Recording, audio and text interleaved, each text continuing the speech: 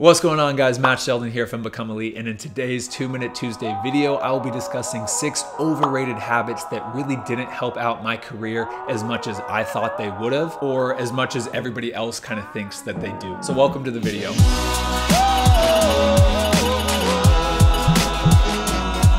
So huge disclaimer. I just want to say that none of these habits are bad. Most of these habits will help out your career in one way, shape, or form, and I still use majority of these habits in a weekly, if not daily basis.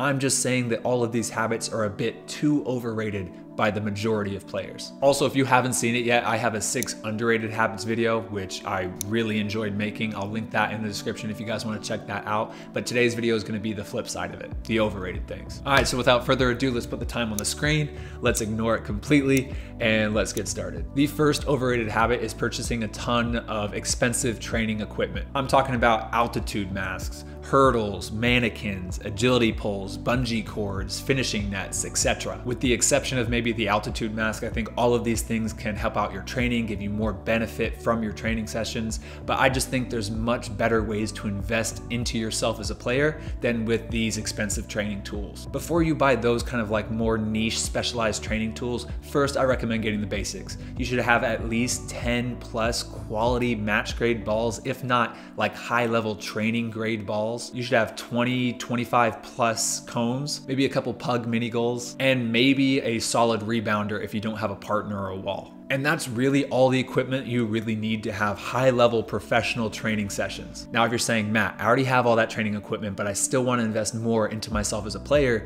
then my advice is, well, save it. Save all that money. Put that money in a savings account, invest it, put it under your mattress, I don't care, but just save it. Because if you haven't found it out already, you'll soon find out that footy is very expensive, unfortunately. Open trials are expensive, open combines are expensive, flights are expensive, hotels and Airbnbs are expensive. Off-season as a free agent is very expensive. Going after a pro contract or a semi-pro team or a collegiate scholarship is probably going to cost you at least a few $100s somewhere, somehow. So the next best way to invest in yourself as a player is saving for other opportunities down the line. The second overrated habit is relying too much on supplements. I've gone through phases of my life and my career where I've tried out every single supplement at GNC, tried out everything. I felt like an alchemist mixing up all these potions when I woke up, before training, after training, before my workout, after my workout, before I went to bed.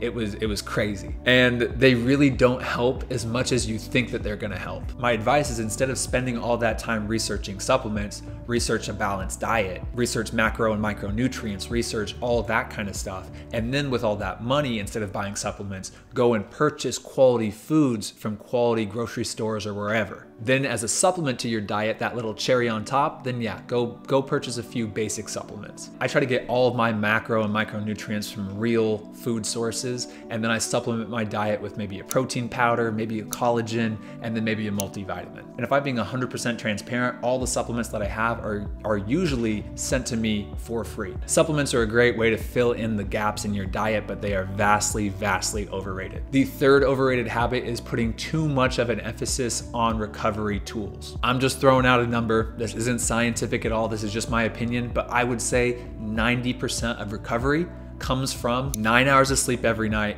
proper post-game nutrition, proper hydration, and just being fit in the first place. If you do all of those things, you will feel as good as you can after a game. Recovery tools such as foam rollers, contrast baths, massage guns, compression units, dry needling, cryotherapy, that's all the extra or the last 10% of recovery. I still use every single one of those methods on a weekly, if not daily basis, but you have to know in your mind that that's only 10% of recovery. And I see this all the time. I see players play 90 grueling minutes. They go to war for 90 minutes. And then after the game, they're not eating the proper protein, they're not eating the proper carbs, they're not hydrating properly, and then they go and get 4 hours of sleep at night. And then they come in the next day and use every single recovery tool under the sun, thinking that they're doing the best thing for their body, when they're neglecting the 90% of recovery. Recovery tools are great and I use them almost every single day, but they, again, are vastly overrated by players. The fourth overrated habit is spending too much time finding or creating the perfect perfect training routine. And again, this is something I see all the time, especially with younger players. They're looking for the absolute perfect training program. They're looking for the perfect weightlifting regimen. They're looking for the perfect fitness exercises.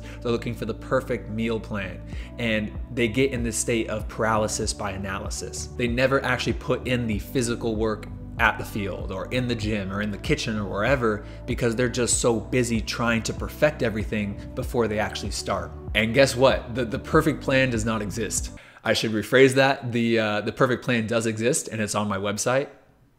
Even those, they're not the perfect plans. They're just basic drills, basic exercises compiled together in a way that makes sense, so it gets you guys to stop overthinking. Because you really have to realize that going to a wall and doing 1 and 2 touch boring wall passing, and then going home and doing push-ups, pull-ups, lunges, and squats is still gonna benefit your game a ton. Even if you're a professional footballer, the best players I've ever trained with, the best players I've ever seen do incredibly basic drills, but they do it over and over again, and they just try to get perfect at 1 touch passing, at 2 touch passing, at shooting. The most basic things, they just try to perfect those things. So just go out and train. If you want to work on shooting, roll the ball out and shoot. If you want to improve your juggling, juggle. If you want to improve your 2-mile time, run a time 2-mile. If you want to start eating healthier, then put down the Pringles and pick up a pear. And then over time, try different exercises, try different drills, try different things, and modify, tweak, and adapt your training plan until you find something that really works for you. But funny enough, most players end up reverting back to the basics. The 5th overrated habit is relying too much on analytical tools such as GPS vests or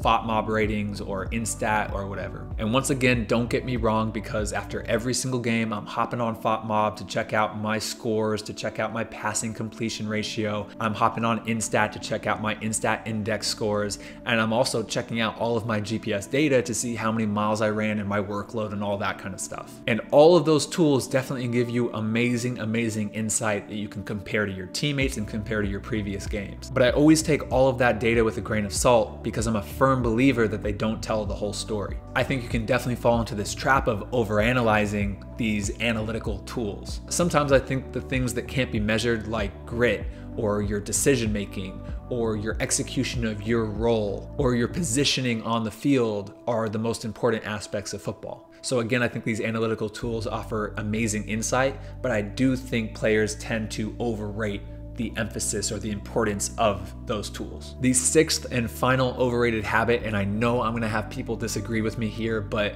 I believe is loyalty. I know that sounds really bad, and I'm a 100% believer that you should be 100% loyal to the teams, the coaches, the agents, the teammates, the friends, the family members that are loyal to you. And hopefully you do end up developing some amazing, amazing loyal relationships. But at the end of the day, if you're a pro footballer, the only thing you can truly, truly be 100% loyal to is your own career. That has to come first over loyalty to your club, loyalty to your coaches, loyalty to anything. The progression of your career has to come first. And many of you guys might not see it yet, but as you progress into the collegiate game, the semi-pro game, or into the professional game, you start to see more and more that football starts to shift from this game that you play with your friends and family and close acquaintances, and it shifts to a business built around winning trophies and making money. And if you want to survive in this career, you also have to make that shift from a family-friendly environment to a business. And you have to start treating yourself and your career as a business asset. And as an example of this, if you find yourself on a team that you absolutely love, you love your coaches, you love your teammates, you love the environment there, you want to stay there, but then a better opportunity comes to you with either a better team or in a better league or just in a better setup or environment that you really truly feel that you will develop more there, you can't be loyal to your old team. You can't be loyal to your old coaches. You have to thank them. You have to be professional about it. You have to be respectful, but you have to move on and treat yourself as a business asset where you can develop the most and go to the team or the place or the city that's going to be best for your career. It's extremely hard because as a player, you don't want to leave that setup. You don't want to leave your friends. You don't want to leave the people and the coaches that have helped you out a ton. But at the end of the day, you really have to do what's best for yourself. Anyway, guys, those are my 6 habits that I think are a little bit too overrated in becoming a pro footballer. If I'm gonna guess, I think I'm slightly over 2 minutes. So, you know, maybe next week we'll get it. But if you guys like the video, hit the thumbs up button, subscribe, and I'll see you guys in the next video. All right, guys, peace.